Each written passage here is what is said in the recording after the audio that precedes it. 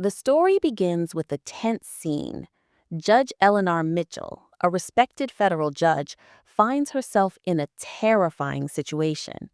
An officer, Rawlins, has her pinned against her car, a gun pressed to her head, with blood trickling down her temple. She knows she's been unjustly targeted, but she has an advantage. The officers don't know who she is. This injustice sets the stage for a much larger story. The narrative flashes back to earlier that day.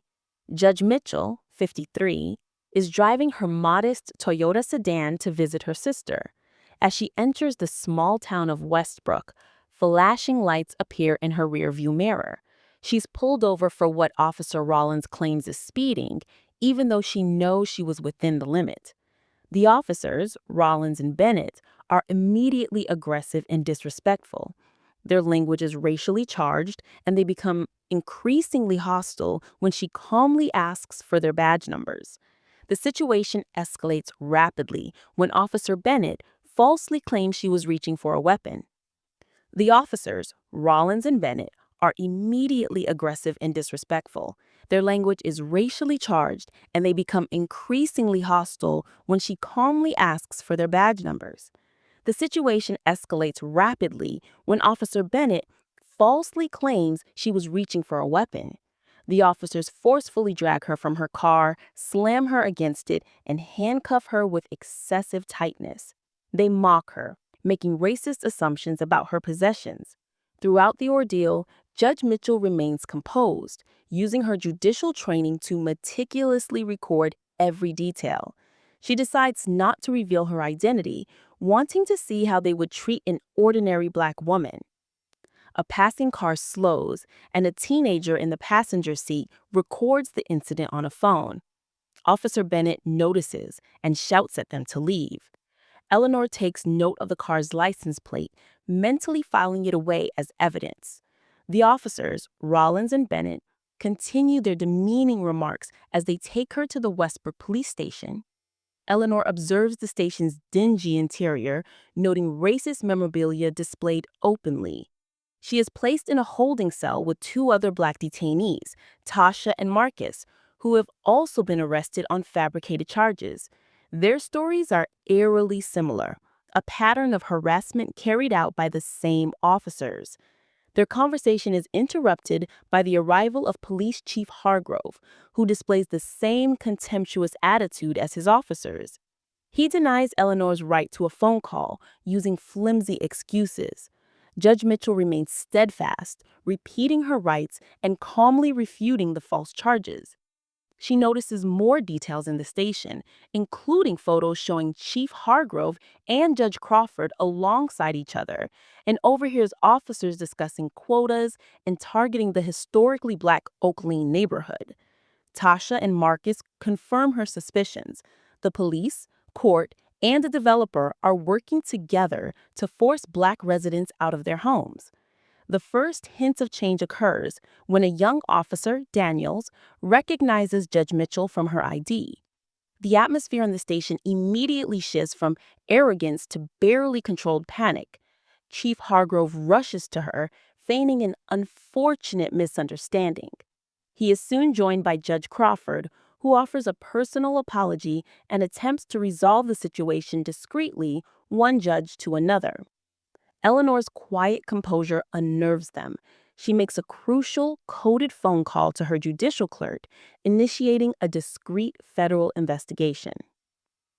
Judge Mitchell's departure from the Westbrook police station sets the stage for the next phase of the conflict. She rejects Chief Hargrove's offer of a ride and Judge Crawford's attempt to keep the matter quiet, telling him that the incident will receive all the attention it deserves.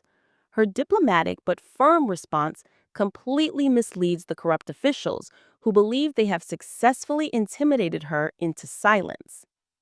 Eleanor drives to her sister Patricia's modest home on the outskirts of Westbrook.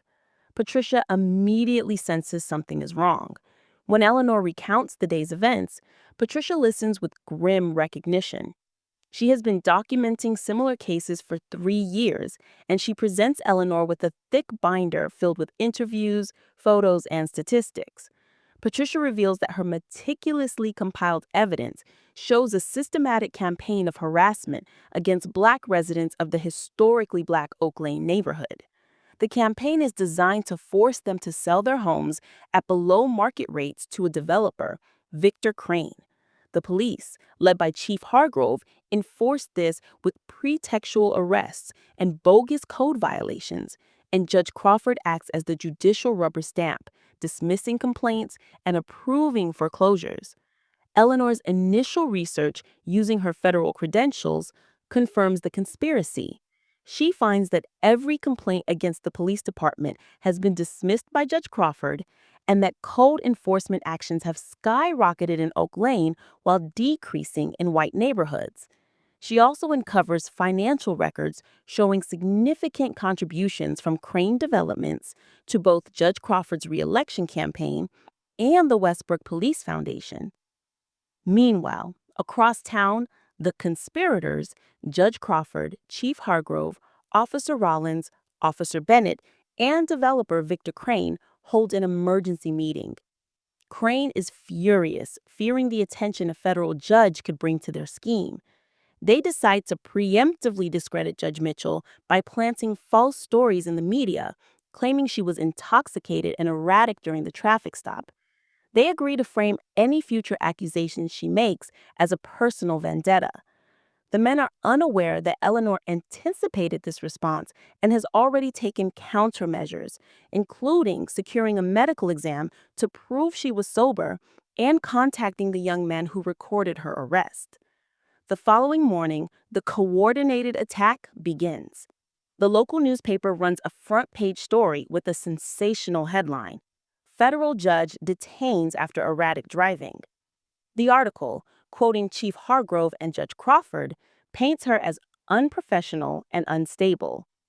At the same time, Patricia receives a notice of multiple code violations at her community center, threatening its immediate closure. Tasha and Marcus face direct retaliation. Tasha is fired from her job, and Marcus is arrested again on a fabricated charge with an impossibly high bail. Eleanor's complaints to state authorities are met with bureaucratic delays, confirming that Crawford's connections extend beyond Westbrook. Eleanor and Patricia meet with civil rights attorney Damon Reynolds, who confirms their suspicions. He's been fighting the Westbrook system for years, but has been thwarted at every turn by witness intimidation, evidence tampering, and Crawford's judicial dismissals. Reynolds is reinvigorated by Eleanor's involvement, recognizing that a federal judge with firsthand experience of the tactics could be the key to breaking the case. Eleanor begins working through secure federal channels, arranging for evidence storage, contacting the Department of Justice, and scheduling a confidential meeting with the state attorney general's office, bypassing the compromise system. The stage is now set for a direct confrontation, with the conspirators believing they have the upper hand.